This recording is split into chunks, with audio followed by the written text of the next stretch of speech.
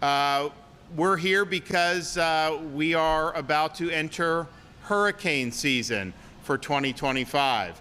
And you'll see Kevin Guthrie come up here and provide some updates and some recommendations from the Division of Emergency Management. Now, I really hope this is the only time you see me and Kevin Guthrie this summer. That would be great. And, you know, we can pray for that. And hopefully that ends up happening. We do deserve a little bit of a break. I mean, normally you'll have times where you'll have a bunch. I mean, remember 2004-05 period, we had a bunch happen. Then we had 10 years where we didn't get one. And then now we've had 6 majors in 7 years, including 3 hurricanes, 2 major hurricanes last year in 2024, and then a third, Hurricane Debbie. And so that's just the way historically I've seen that pattern. So hopefully we don't. But you can hope for that and you can pray for that, but you can't prepare to have no hurricanes. You got to prepare that it may be something that's going to impact us. And so we are here to talk about the need for individual Floridians to take proper precautions and to make sure that they have a disaster preparedness kit, that they have a response plan for themselves, their families, and their pets, and that if it comes to that, that you're in a situation where you're going to be able to do. I do think before we get into that, though, it is important to point out 2024, we had Hurricane Debbie hit in the Big Bend section of Florida on the West Coast. Then we had back-to-back Hurricane Helene and Hurricanes Milton. Both of those were major hurricanes. One of the things that we really work hard on in Florida is working with our utilities, not just the big private utilities like the Florida Power and Light, but also the municipalities, the rural co-ops, everything, to pre-stage as many resources as possible so that when the storm passes, people can work to have a rapid power restoration. And what I found just having studied these things, you know, as I was getting ready to become governor is, you know, when you have 2-3 weeks where people, not even in the eye of the storm, are just with no power, it causes huge problems for the whole recovery. And so what we've done with working with Kevin and in my office is, as soon as that storm goes, you will see these crews working to restore the power. So in Hurricane Debbie, you had everyone that could safely receive power, 100% restoration in 4 days. Helene and Milton, both with millions and millions of people without power at one point, and Milton got up to 4.2 million. You had 100% restoration of everyone that could receive power in 7 days. That has never been done quicker in any of these major hurricanes, and it does require us to help pre-stage. You house and feed all the linemen. You know, you'll see all these people flooding into Florida, 95, 75, I-10 coming in.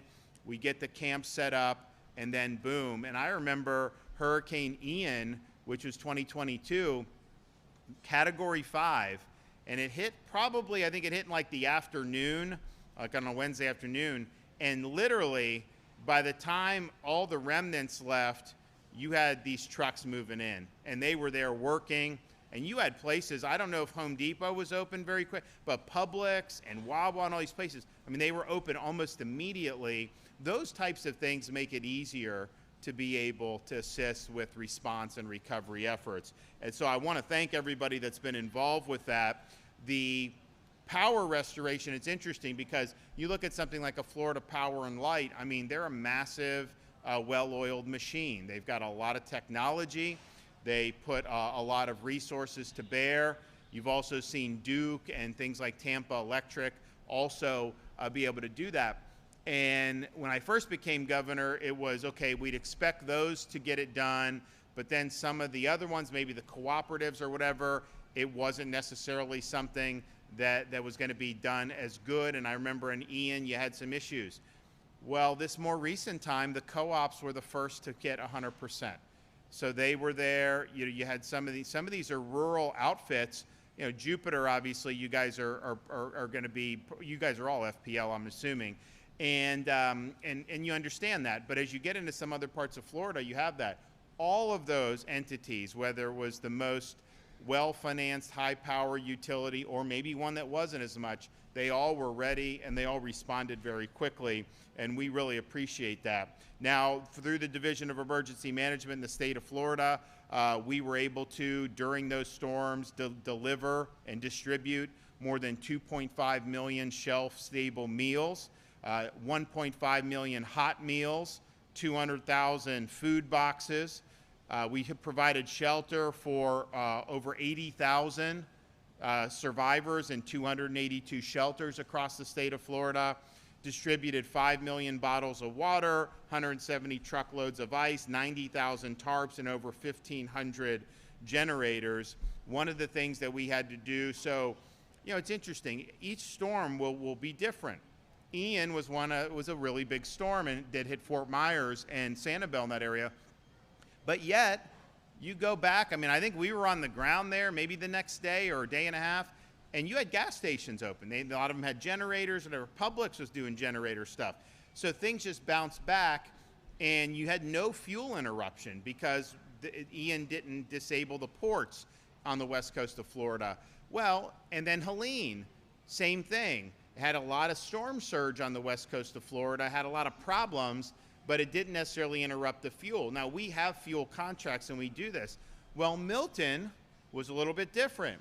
It disabled Port Manatee and the Port of Tampa for a short period of time. That's where a lot of the fuel gets brought in to be able to service those gas stations in Tampa Bay and Sarasota and all those places. And so, you know, we obviously work with the ports to help them get where they need to go, but because we have these fuel contracts, we set up all these gas stations ourselves around the Tampa Bay area, Sarasota, so people could go in and they could get gas. We didn't even charge anybody. You got free gas. Imagine that. People would wait in line for a long time for that too, because it's people just, I mean, you could do gas. It's interesting on what people are sensitive on price. You know, if you're going down the street, if you have a gas station that is like 5 cents less than the one on the, you will have the line wait. I mean, people will wait to get that savings on gas. So they're very sensitive on gas prices, but we were able to do that. And so that was probably, I think we set it up and probably ran it 3 or 4 days. And then, you know, gas stations were coming online every day. And then the port got to 100% and then everything was fine. But this is the type of stuff to be able to be very flexible to see what's going to happen. Another thing that we did was we did this debris task force. Now, you guys on the East Coast haven't had an impact of a major, probably what, I guess since 2004, 2005 period during those seasons. Now, I know you did get some nasty tornadoes that got flung off some of these other ones, which were very devastating. But, you know, when you have a big hurricane come through, you know, it can leave a lot of debris. And people have, their homes may get saturated, and then they're cutting out the drywall. They're doing all this stuff. So this stuff adds up. And you'll go to some of these other places that have been hit by hurricanes in other states, and they'll just be debris, like just sitting there, and nobody really does. So what we said was, you know, we really want to get this debris moving. Now, this is municipal governments have debris contracts, county governments have debris contracts. The state is not in the debris management business. That's just not how things go. You guys have your trash and all that stuff. Those are local services. But with Kevin's leadership, we've stressed you got to have these contracts in place. You got to have these folks ready to go. And that had even more importance when after Helene, we saw Milton forming. Well, guess what? Milton was going to go on a similar track and impact a similar area than what Helene just did. So you had massive amounts of debris on the beaches in Pinellas County, in Bradenton, and Sarasota, all those areas. And it's like, okay, are you going to have a massive storm? Then the debris is just going to get picked up and then projectiles everywhere. So we launched a debris initiative to be able to go in. So we paused, this is unprecedented, we paused all of our road work, everything our Department of any dump truck under the control of the state of Florida was sent over to where Helene had hit, and they are doing debris 24/7. And we said it needed to be 24/7 One of the counties, Pinellas County, did not follow that executive order, and they locked up their landfill. Well, we sent in the cavalry to cut the locks, open the gate, and get that debris going, because that's what you needed to do. And we had citizens loading up their Ford F-150s, F-250s, you name it, bringing it in round the clock. And we were able to clear so much debris. And we also got from the Biden administration 100% reimbursement for all debris cleanup. So we told them, we created a debris dashboard where citizens could see how much their city or county was doing, because basically it was free to them. They were going to get reimbursed for 100% of the cost, so get it done. And I got to say, that's probably been the fastest debris pickup that we've ever seen after a major hurricane. And in fact, I'm down in Longboat Key. I was doing some charity event a few weeks ago, and you're pulling down there, you wouldn't have known a hurricane. They got hit by two. They got hit by Helene, and then they got hit by Milton. And you go through there, and it's just like bustling, tourists everywhere. People are building whatever they're doing. And you didn't see like massive debris sitting everywhere. So I think that people really handled that in a good way. And I know it was really Kevin and his team, setting up these incentives. We worked with the federal government to get that reimbursement. I don't know if we're going to get reimbursement going forward. Certainly not at that level from what we're seeing. But I think what happened with Milton was Helene happened, and then you had like Western North Carolina, all this stuff. And it was like, where's the federal government? Like, people were like, where's the president, all this stuff? And so I think the Biden administration was very sensitive on the heels of that. With Milton, they bent over backwards to be able to do. So we were able to get 100% of the debris cleanup, which we think is really, really good.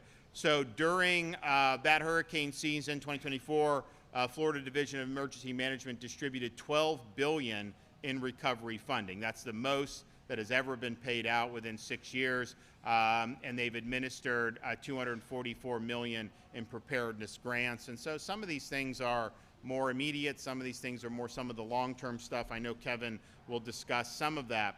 Now, we are still responding, as we are still responding to Hurricane Helene, we were able to get things, and this is kind of how Florida does it. You looked at Western North Carolina after Helene, it was like no one was really there, right? And some people were saying FEMA needed to be there. Our view on that is we don't rely on FEMA for any of the preparation or response efforts. Now, they obviously have programs that the federal government has where if you're impacted, you can apply for individual assistance. Or if a municipality wants to get reimbursed, they can do if your certain triggers are met. And that obviously is fine, and people should do that. But in terms of getting people ready and prepared, and the messaging and the other things that go into that, that is really the state leading that with locals executing that. And we assume we're not going to get support from FEMA on all those things, and sure enough, that's how we've rolled. And so power restoration, the immediate distribution of supplies and meals, when we had to do the gas stations, we did that. All these different things is really being done by both the state of Florida and your local emergency management operators. And so we're proud to do that. We think it's important for the state. Obviously, when you're a peninsula sitting out in the middle of a tropical part of the world, you have no choice but to lean in on this stuff, and we gladly do that. So because of that, when Helene hit, you had a massive response effort. You stabilized the situation very quickly. There were hundreds and hundreds of rescues that were done, and you stabilized. And where it hit ground zero, there was not a single fatality. Up in Franklin or Taylor County, not one fatality, which for a storm of that magnitude is pretty incredible. So that was good preparation, good coordination with the locals. You do that. So the dust settles 24 hours later, like we really don't have any more rescues to go. We're not getting any requests from the counties at that point beyond things that we would need. But in terms of that immediate rescue, we didn't have it. But then you saw Western North Carolina.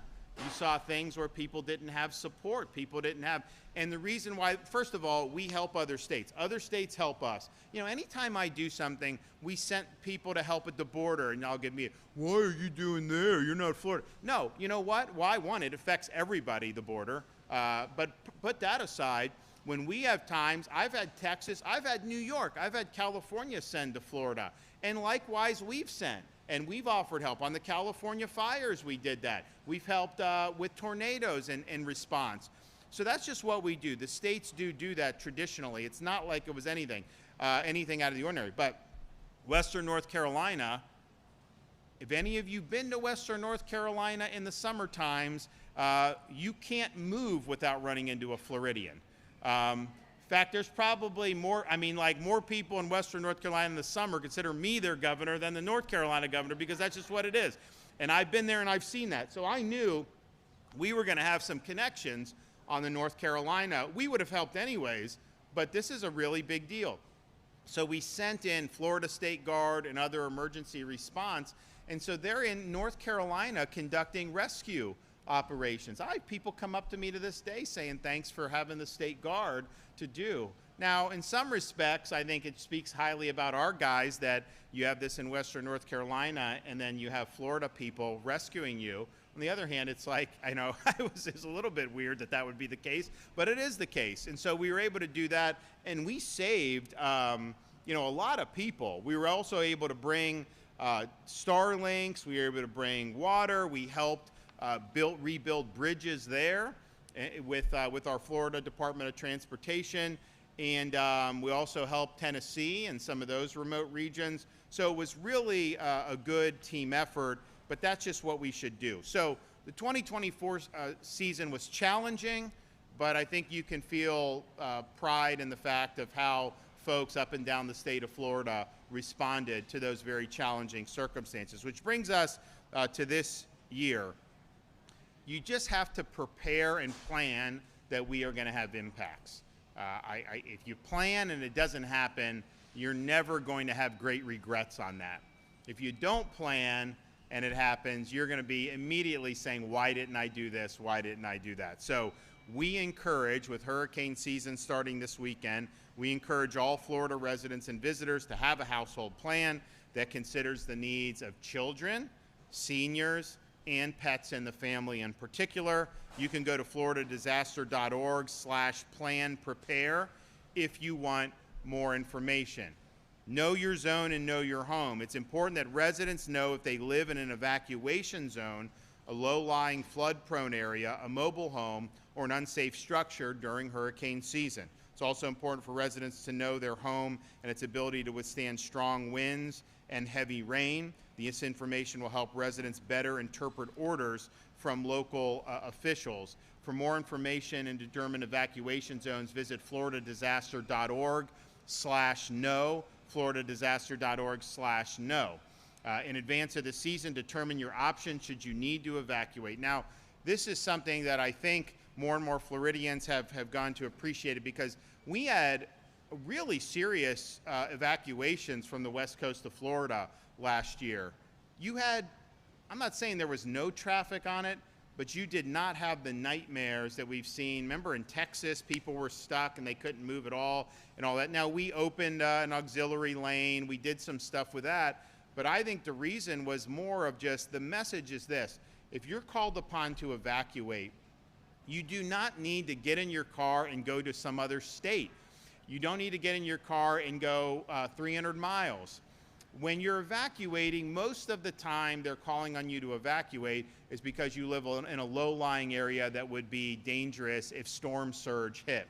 So if you go to higher ground, most of the places that you would evacuate to in Florida are in structures that are hurricane-proof. Certainly any place that would be considered a shelter, virtually any hotel that would have been built in the last 20 years.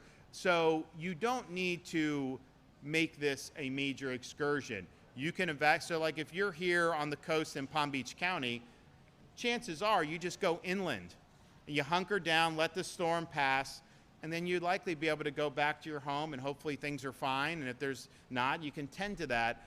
If you go hundreds of miles away, look, I understand why some people want to do it. So if you can just get totally out of the path, you don't have to worry about power interruption, you don't have to worry about a lot of that stuff. Maybe you just want to relax for 4 or 5 days, and that's fine if that's what you want, but you do not have to do that. And it is not advisable in most situations that you do that.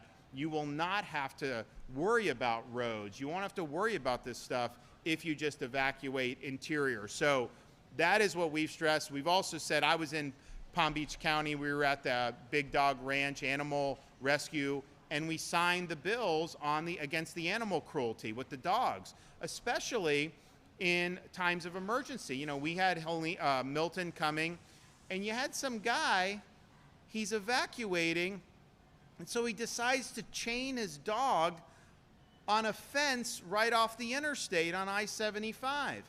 Well, the storm was coming, water was rising, so it's about up to the dog's, right up to the dog's torso.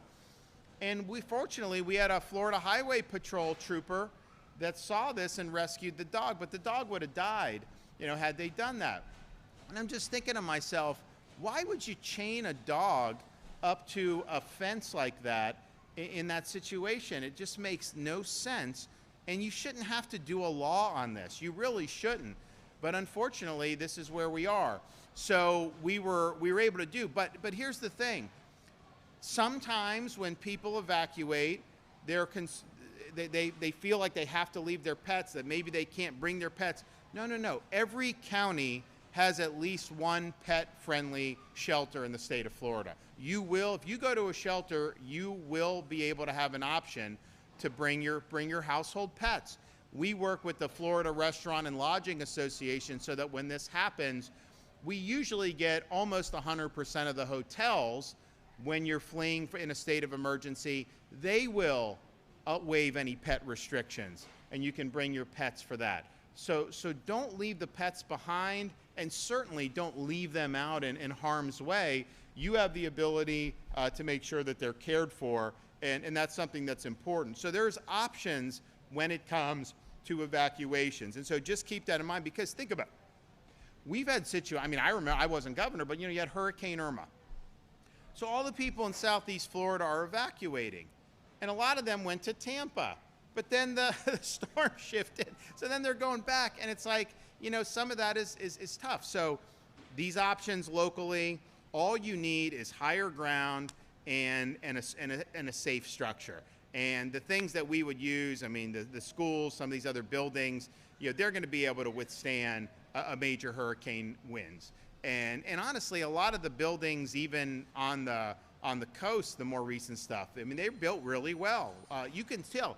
Ian, some of the newer buildings, you didn't even know that there had been a hurricane if you looked at it. But then ones that were older, they could be wiped off the map. But so we do pretty good on wind in Florida. It's just that storm surge, if you get caught up in that, there's really no way that you're going to be able to do. So just keep that in mind when it comes to evacuations. You don't need to get in and do this, make this a major joyride. Look, if you want to, maybe you have family in Georgia or Tennessee that you wanted to visit anyways, maybe this is an excuse to go do it. We're not going to sit here and tell you that you can't do that, but just don't feel that you have to do that, right? Now, when you have a disaster supply kit, we recommend 7 days worth of food and supplies for each of your family members, including pets. This is water, shelf-stable food, batteries, flashlights, reusable ice, pet items, toys, portable power banks, and more. We have the checklist at floridadisaster.org/kit. When you're doing that, I think if you look at every hurricane we've responded to, certainly since I've been governor, there hasn't been a place in Florida where you would not have had options for food or water inside of 7 days, right? But you never know. You just never know what's going to happen. So we're proud that we've been quick to respond, but just understand that's not really the norm. They used to never even set up the pods. Usually it was like, forget about it within 72 hours. Like no one would even think about doing a pod. We do the pods within 24 hours now. So we'll do that, but I think you still need to be prepared. And gasoline as well. making sure that your tanks are full, making sure that you have some gas in a canister or something in your car. We saw 2 of our ports that got taken out briefly. That interrupted the flow of gasoline to the gas stations. You also have the fact that if power goes out, all these gas stations are supposed to have generators that can run, but the reality is not all of them have done that, and so you may not have every gas station immediately. So if you have that and you say, listen, I know I'm going to have a period of a few days up to a week that I can handle, then all your worries will go down. If you are relying, chances are we're going to come there and help and get things, but if you don't, then that's just the reality. I'm also encouraging residents to have multiple ways to receive weather alerts and listen to all orders from local officials. You are going to be, so the state, we don't order anyone to be evacuated. That's done at the local level, and partially it's because they're familiar with all the different areas of their city or county. It's also the fact that if they ever did a mandatory, they're the ones responsible for putting that into effect. I mean, I could sit there and issue an edict and say, close the bridge, but then sheriff doesn't have to do that. The police don't have to do that. But if it's done at the county level, then they say, okay, this bridge is closed to the beach traffic. We want to do this. And I'm not even saying that they should be doing or not doing on these things, but the reality is it's a bottom-up process. So listen to those local officials, understand where you are, understand what they would do.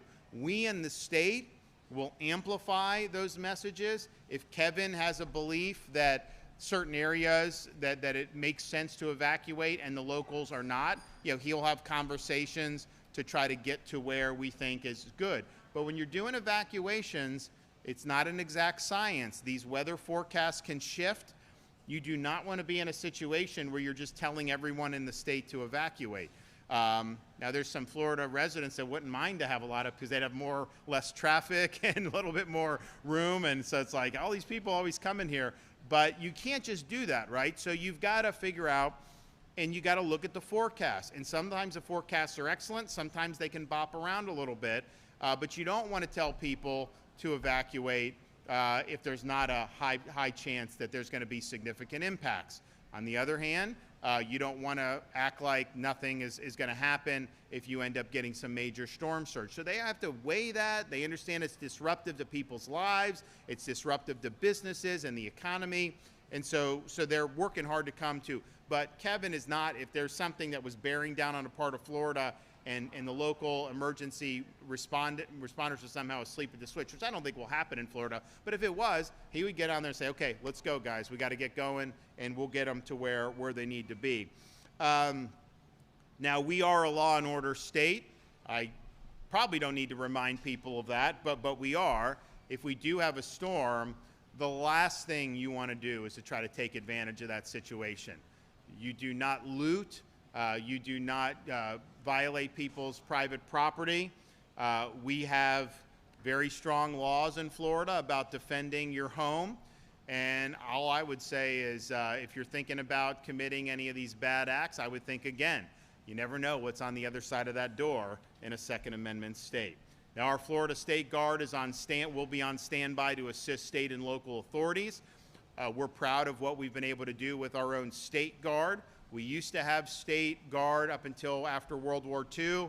It kind of got discontinued, and we rely on National Guard. And our National Guard is great, don't get me wrong, but ultimately the National Guard is administratively controlled by the federal government. If they want to grab these people and send them to Afghanistan, the feds can do that. Our state guard there's no control with the federal government over our state guard. So they respond to Florida issues on behalf of Floridians. And I think that's something that's been really, really good. We've been able to recruit, huge numbers of very talented people. We have the search and rescue. We've got a special missions unit. They're the ones going into this rocky terrain and rescuing people. So it's been a huge success, and I'm glad that they're on watching us. Now, one of the ways we encourage Floridians to prepare for the storm season is to make needed repairs to their homes, and where possible, strengthen their homes against storm conditions well ahead of time. We restarted a program called My Safe Florida Home a few years ago. And the idea was provide matching grants for homeowners to be able to make improvements, one that protects better against the storm, but it also entitled them to reduction in insurance rates, which obviously, we've seen a lot of increase over that period of time in particular. It's been stabilized the last year and a half, and hopefully that continues. If we don't get any storms, that'll be really good for that. But we wanted to do that, and a lot of people used it. Now, we did it last year's budget. We put a lot of money into it, but you had a lot of people sign up for it. So now we've got a lot of people on the waiting list. And they've been on the waiting list since last summer. And so I told the legislature in January, we did a special session. Now, part of it was this immigration enforcement, and we're leading the country by a mile on that. But I said, replenish the My Safe Florida Home, at least to get the people on the wait list who were already approved for repairs. Let them do it and make the repairs so that all this will be done in advance of this hurricane season. Well, that was not something that advice was not heeded. So you had view, I think mainly by the Speaker of the House, that those folks on the waiting list, that they should just toil there and not get any support. It'd be one thing if they were just all of a sudden asking for a grant out of the blue, out of thin air. That's not what they were doing. They were told to apply for this. The program ran out of money. It needed to be replenished. They've been waiting for this, and it was a huge missed opportunity to be able to replenish that so that they could have gotten these repairs done in time for this hurricane season. Now, I still think that we want to be able to do that. I think it's really important that people, particularly that have been waiting on this, are able to get it. It has proven to be effective.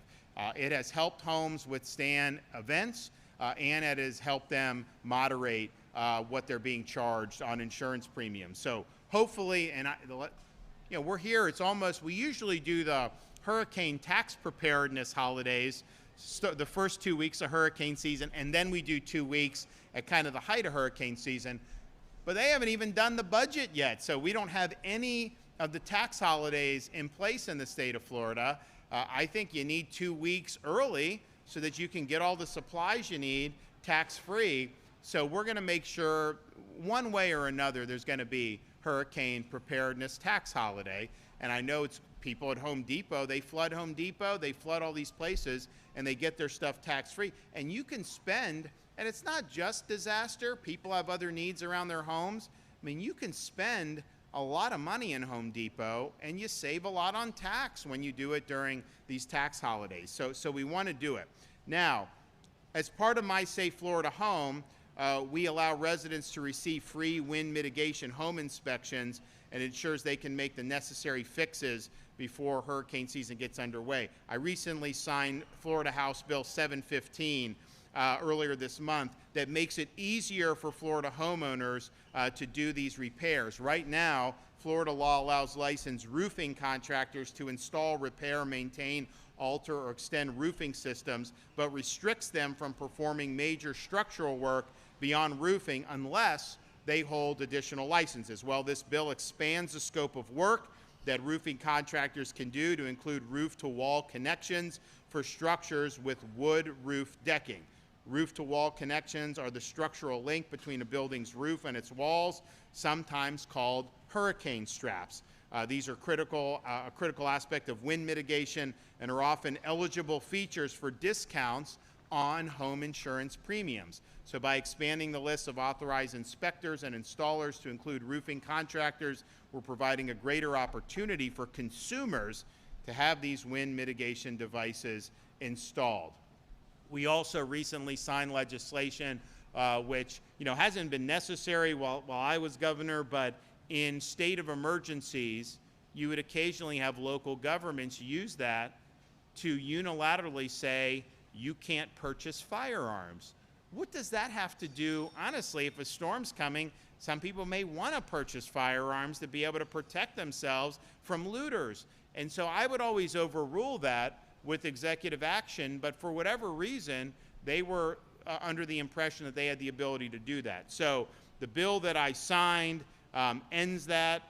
It protects Florida's Second Amendment rights from being, quote, suspended during declared emergencies. And again, as long as I was here, we would overrule that. But the reality is who knows what happens in the future, and we want to make sure that we're protecting our citizens' Second Amendment rights. So that is also in the books. So all that being said, we're starting hurricane season. I'd urge you to prepare. Now the reality is hurricane season goes from June through November, right? Now if you look at when these storms come, major hurricanes are rare in June and July. As we get into mid-August through probably mid-November or mid-October, that's really the peak. I'd say the end of September, last 2 weeks of September, first week of October is like the real peak. We've had big ones in August. Obviously, you can still have them after the first week of October. You can have them in June, but the reality is there's kind of a rhythm to this. So you do have time. I do anticipate that there will be disaster preparedness tax holidays that will be enacted soon. Obviously, it's got to be enacted this month because you got to get a budget done by the end of the month. So hopefully we'll be able to get that done, and then you'll be able to save money on that. But let's prepare as if we're going to have major events, and then let's hope that we get a respite this year. And if we do, that'll be great for the people of Florida. It'll be great for the state. It'll be great for a lot of different things. But we can't just sit there and hope for the best and go into hurricane season ill-prepared. So we've been preparing ever since the end of last cycle. We've been preparing for this hurricane season at the state level. You guys have some of the best local emergency response folks anywhere in the country. I mean, we have the best in the country, I mean, for obvious reasons. So feel comforted in that, but just understand those first 3 days, 5 days, 7 days, no one's going to have more significant impact on how you respond to the storm than what you personally do to prepare for yourself, your family members, your pets, and anyone else that needs assistance. Okay, Kevin Guthrie, come on up.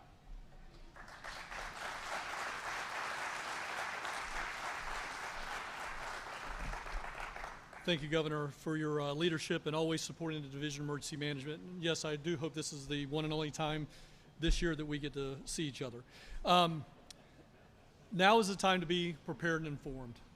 With the 2024 season behind us, we can reflect on this year's accomplishments. The Governor has done that and the lessons learned. And we work together as we move into this hurricane season. Florida is a national leader in the field of emergency management, but it is our mission each and every hurricane season, each and every storm, that we continue to improve to better serve our Floridians.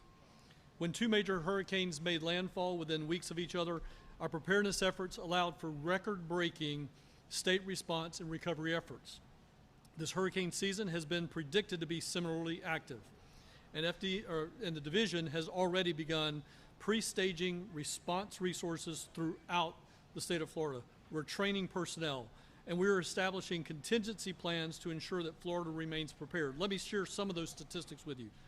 We already have, even though we talked about all of the stuff that the Governor said we put out in the past, we've already replenished 3.5 million gallons of water, 3.7 million shelf-stable meals, 1.4 million tarps, 415,000 linear feet of tiger dams, new Florida Central Operations Coordination Office, a new warehouse in Auburndale, Florida.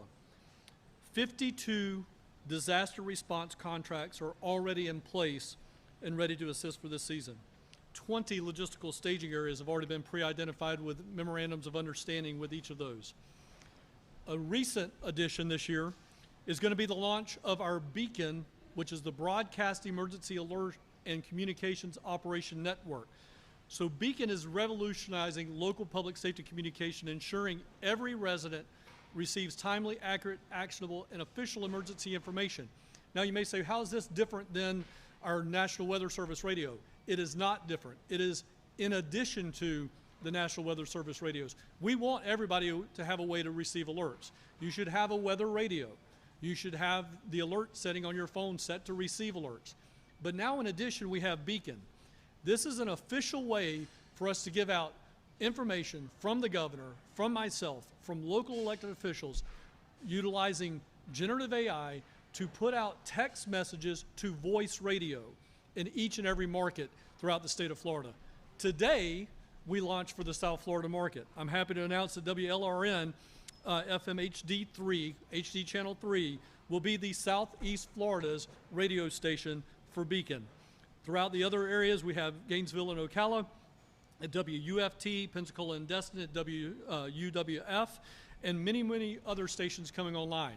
If we don't have a station in your area, you can always download the Beacon app, and then you have 24/7, 365 single source official information straight from your local officials, your state officials, and federal officials if needed.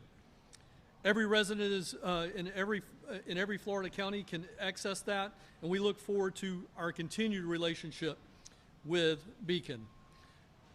In order to prepare for whatever is blown our way this season, Floridians should follow 5 simple steps to be ready.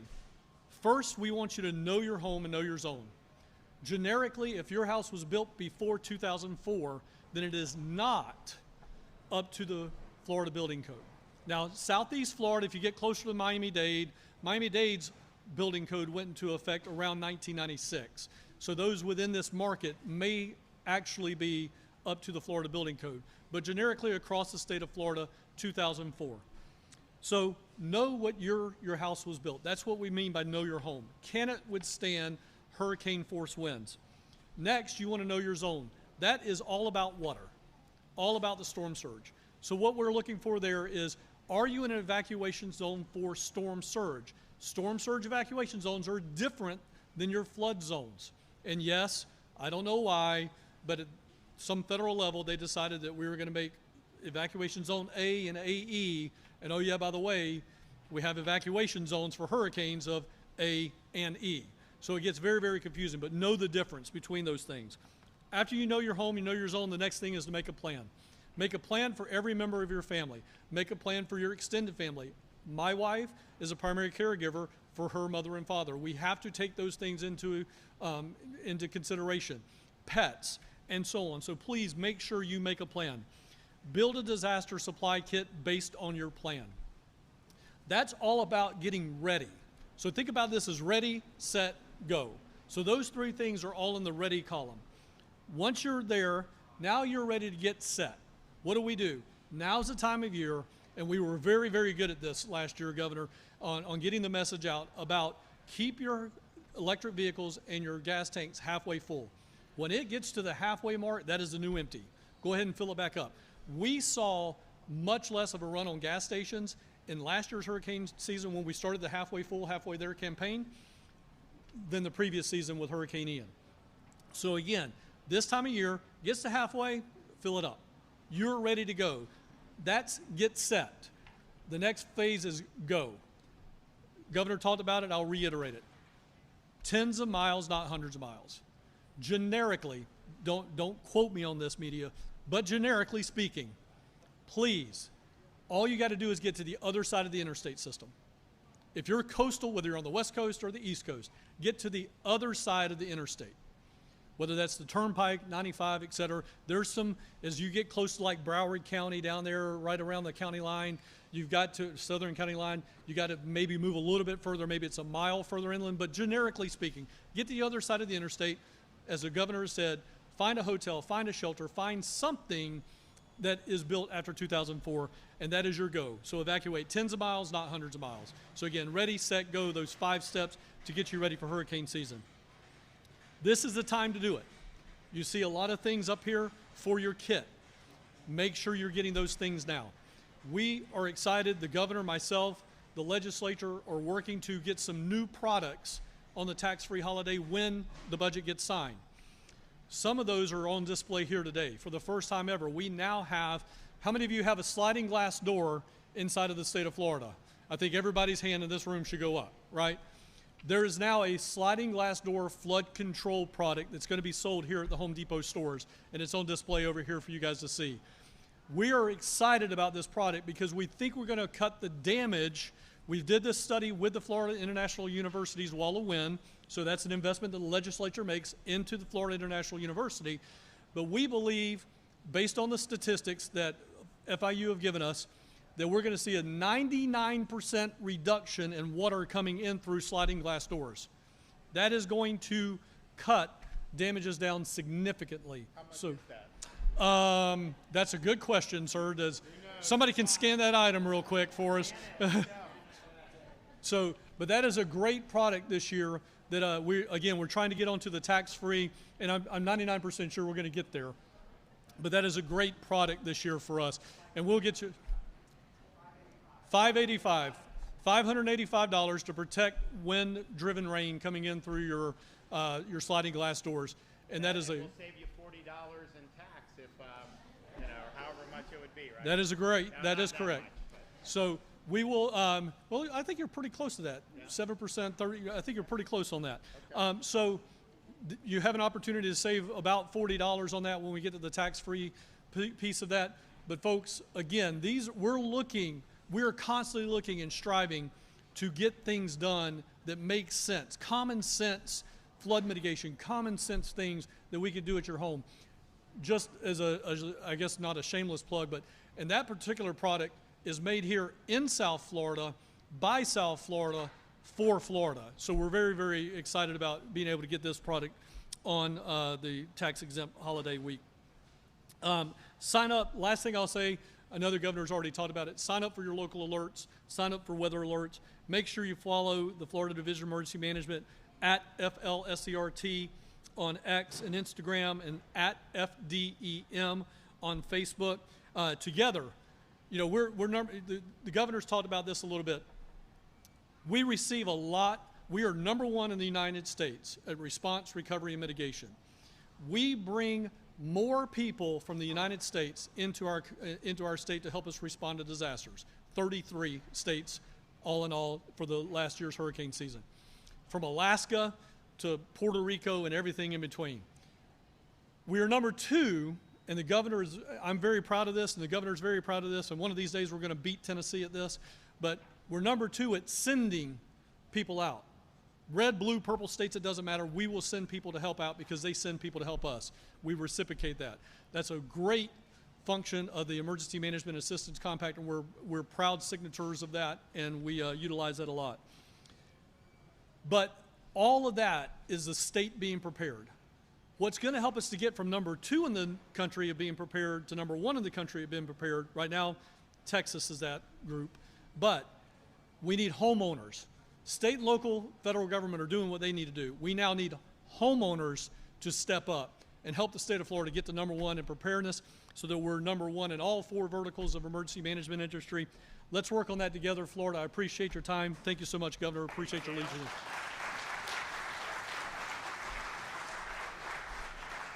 So as Senator Harrell comes up, these generators, you see them behind, and we've, I think, delivered the message over the years. Did we have any generator fatalities last year?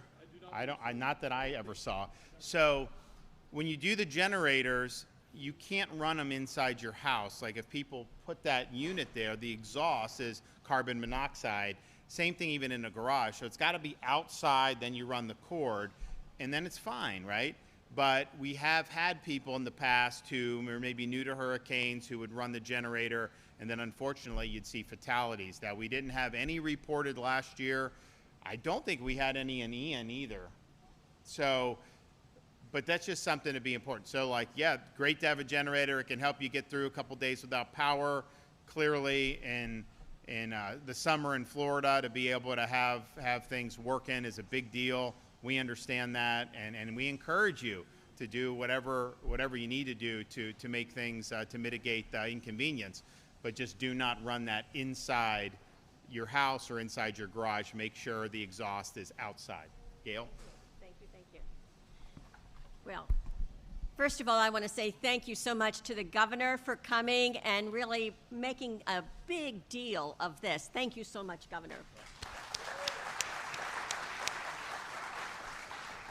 You know, it's delightful to be here at Home Depot, and guess where we're standing? Right in front of the generators, right? So this is called preparedness. I got my generator last year during the tax holiday. Hopefully we have that.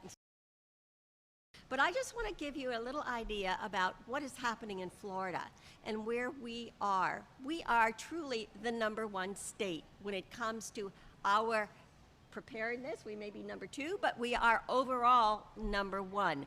And that's because of the leadership we have in the state of Florida. It's also because of the lessons learned. We are Hurricane Central. So we have lots of lessons we've learned way back to Andrew, all the way through. And what the legislature has done every single time we have a hurricane is we then do the postmortem. And we say, what can we do better? And we have learned all along the way. And this is my 23rd session in the Florida legislature, and I've been very much a part of that as we have changed our statutes, changed our requirements. And we always keep in mind those 4 essentials. Preparation, number 1, and we've just talked a lot about that. And you all at Home Depot in particular are very much a part of that. And getting people ready for it, whether it's the generators, and this, I'm going to buy one of those, more than one, and getting ready for it. But then also you have to look at our response. What has Florida done in response? And we are the best at response. We have the preparation, but then when it happens, you have to respond. And that is amazing. What we do in Florida, whether it's through our state guard, getting people out there, whether it is getting the gasoline to where it needs to be, or whether it is just making sure you get the debris out of the way. Response is key, but that takes a lot of planning. And what we have learned along the way is every time we have a hurricane, the legislature comes back in and sets up new processes and new laws that say how to do that response. Then you go into that recovery stage. So recovery is where you all play a major part, and thank you. And we want to make sure that you are there to do that, and that people also have done the preparation. But you also have to then make sure that the recovery is there. And we want to empower you all as the major industry that helps in that recovery. And that has been a major effort on the part of the state of Florida to empower that.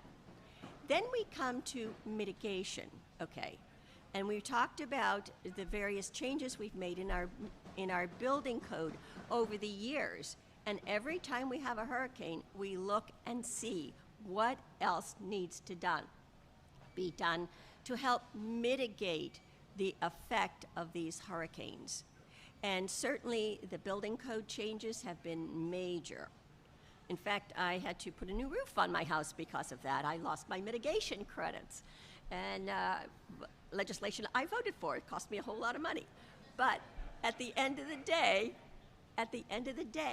it has made my house much, much stronger. And one of the most important things we have done is this My Safe Florida Home. So hopefully we get the money in that, Governor. Hopefully, very, very soon, please. And that we have that in place. Because at the end of the day, mitigation makes a difference.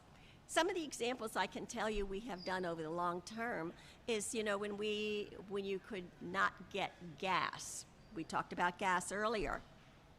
We then came back and required that any gas station with over 16 pumps had to have a generator so that they could actually pump the gas. Of course, you have to have the gas to pump it, but in most situations it was because there was no electricity.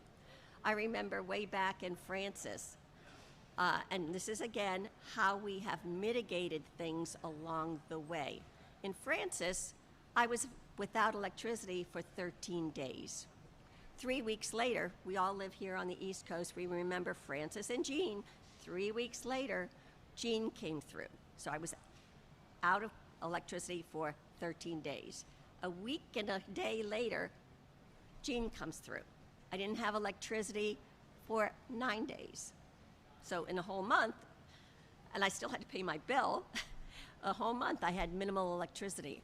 However, you look at what is happening today and what our power companies have done to mitigate those effects has been incredible. With all the storms that we have had come through, with the tornadoes that actually hit our area, I really have not been without electricity more than maybe 6 to 10 hours. So the difference is huge where we have come in the last 20 years because of the efforts we've put into mitigation.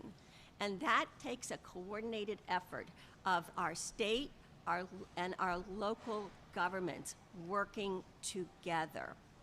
Our state EOC is an example for the entire country, but every single county has to have, and by statute, must have a local emergency operations center. And the communication that takes place between our local and our state is key to making sure that we have that system in place that really helps us recover as quickly as possible. So we are here as your state legislators. When you have ideas, when you think something's not working, please reach out to us. We are there. We will be looking every single year post-hurricane season as to what we can do to empower the entire state of Florida to be prepared, to really respond, to recover, and then put in place those mitigation elements that we really need in order so that we can become and stay the great state of Florida. So thank you very much for being here.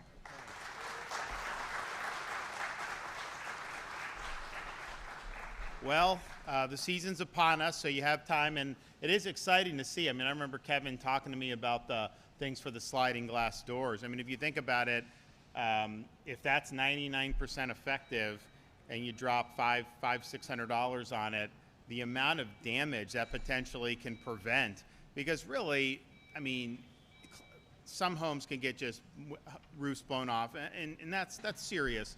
But I would say the vast majority of the damage that we've had in our more recent hurricanes are just water rising, getting into people's homes, and then you've got a muck and gut. You got to replace the carpet, replace the floor, whatever you have to do, and that's just like, if you can avoid having to do that, I mean, that is a huge thing. That's worth its weight in gold. So prepare.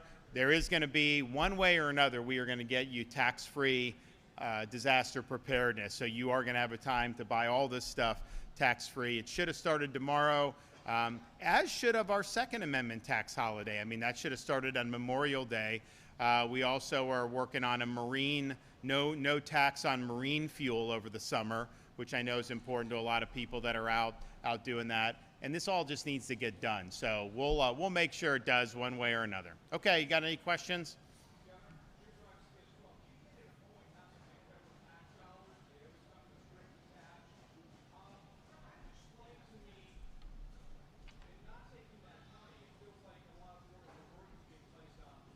Not in disaster. So when we did that, those were two discrete instances.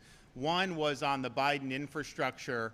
There were requirements that we basically change our policies to do things that were effectively part of the left-wing agenda, such as monitoring people's tailpipe emissions in the state of Florida. We are not going to do that. So that was $400 million. We said we weren't going to do it. We sent back. Biden's people didn't know how to accept because no one had sent them money back. Elon accepted it, and we got it. The other was they wanted us to do these things where we're housing all the illegals, and we said we're not doing that. Obviously, we're doing the opposite. So those are two discrete instances. Now, on the federal disaster, what I have said, because there's been controversy with President Trump saying he doesn't want FEMA, he wants to do. And what I've pointed out is in my discussions with him, what he's objecting to is the FEMA bureaucracy.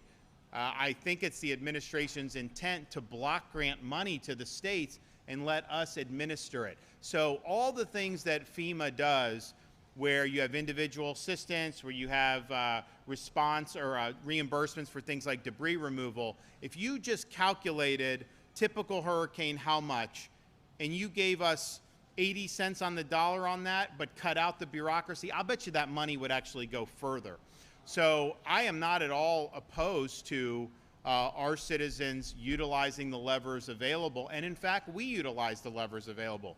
They have this whole apparatus that's in federal statute So when a disaster comes, if there's a lever for me to push to be able to get support for the state, I do that. That's different, though, when you're talking about an infrastructure bill that was really trying to do social engineering, when you're talking about them trying to make us have to do all this people coming across the border. Those are just things that were totally contrary to our policies. Federal government, whatever the role it plays in disaster response, if there are levers available to me as governor that I can pull to help people in Florida get what they need, I will pull those levers. So we're not saying, and in fact, I've told my message to the president, send us the money.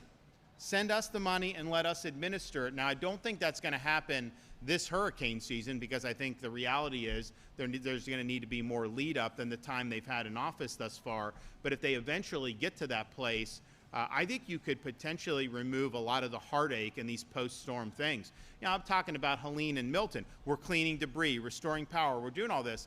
Well, then what happens is these homeowners end up in this stasis with having to deal with FEMA. Was this FEMA, this? And it's all about bureaucracy and red tape.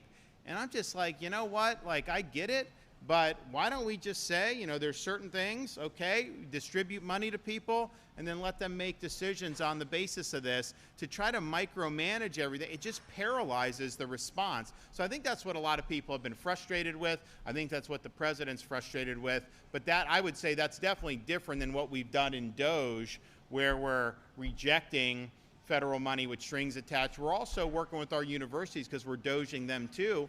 You know, they're now having to unwind some of the grants that came down that were DEI. We eliminated DEI in Florida, so you have that.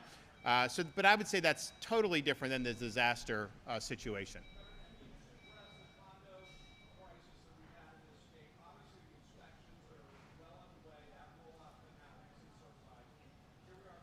So I called for this in January for a special session for condo relief. The reality is the legislature did a bill that responded to Surfside. I was down in Surfside every day for 2 weeks. It was a tragic situation to have somebody, loved ones, die in the middle of the night because a building collapse. It was cruel. It was wounding for the community. And I think the legislature was, you know, we don't want this to ever happen again. And so they took steps. And there were a lot of things in that legislation that was positive, because we have had problems with how these condo associations operate, the lack of transparency. But they also imposed on that some rigid requirements about immediately filling up some of these reserves, which the reality is, for some of those reserves are not necessarily for structural integrity, it's just for general upkeep.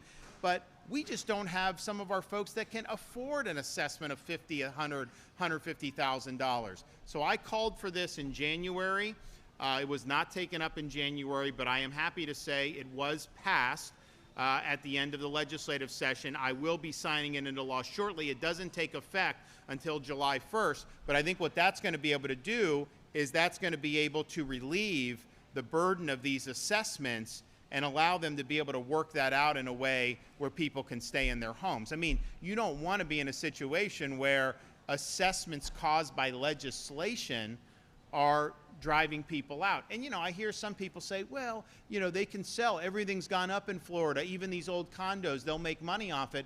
Yeah, but then where do they go after that? A lot of these are elderly people. You know, yeah, they may make money off this condo, but then everything else is more expensive. It isn't like if you're in Coral Gables, you know, you can just buy a 3-bedroom, 3-bath house for $200,000. Like, no, probably can't get them for under $1 million there, the way things have gone. So having some appreciation for what those condo owners are going through is something I've been talking about for a year now. So this legislation, I think, was good. I know the House leadership initially had a different product, which I don't think was good. This is more of the Senate product, which most of the people who are facing this were positive towards. So that is going to be signed into law soon, but it will definitely take effect on July 1st. So everyone can rest assured there is relief coming on the condo crisis.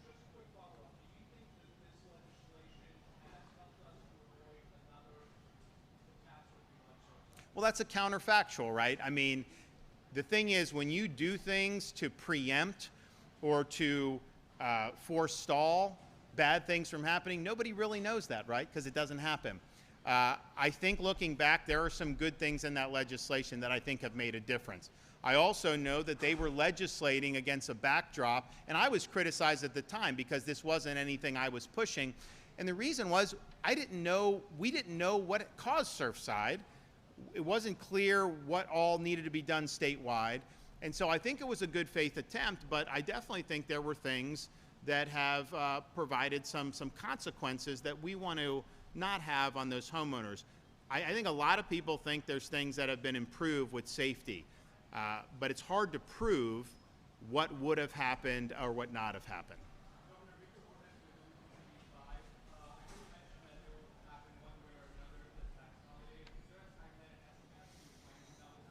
So we will have something in effect from a budget and tax perspective by the end of this month, because that's the end of the fiscal year.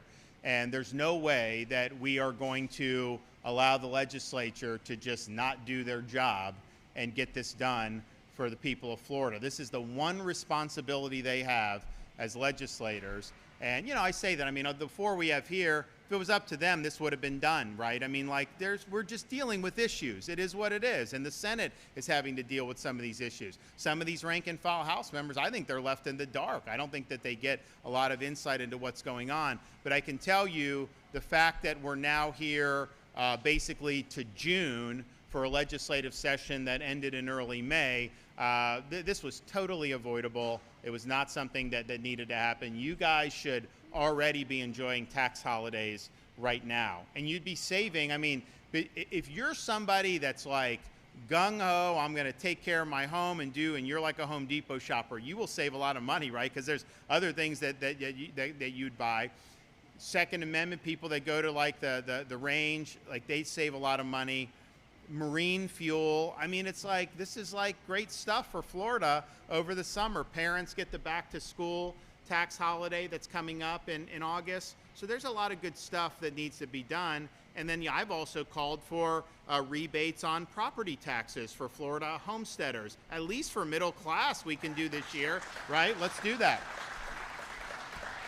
So this can all be done, and it will be done. But you know, as governor, I have different budget priorities, but most of the priorities I've had have been implemented over 6 years. All the members of the legislature have voted for all the things that I asked for. They voted to raise teacher salaries. They voted to help law enforcement. They voted to restore the Everglades. They voted to do K-12 school choice and fund our school districts. All the things we've done better than any state in the country.